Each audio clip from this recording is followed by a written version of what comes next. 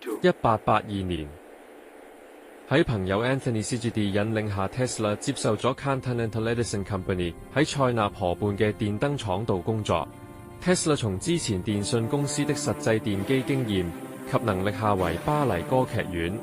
聖母大教堂同一間位於 Bavaria 嘅劇院，完美地整合編排安裝8次燈光系統。為咗呢個項目，佢向公司嘅管理又提交咗一個愛迪生發電機改良版嘅計劃，公司亦承諾完成後會有特別獎金。呢個由佢全程製作嘅改良型直流電發電機和繼電機就完成了任務，但係被派去法國 Strasbourg 前，仍未得到承諾嘅獎金。1883年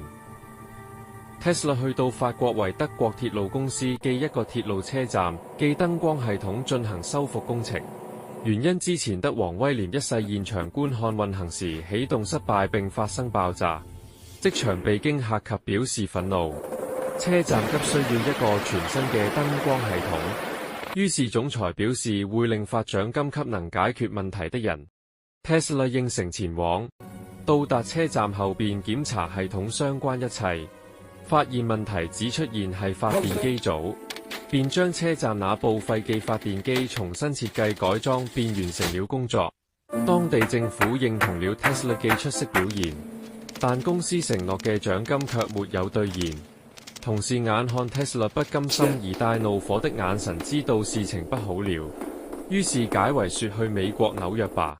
或者能夠與愛迪生直接見面，比在這裏更有作為。於是 Tesla 便心生前往美國嘅意願。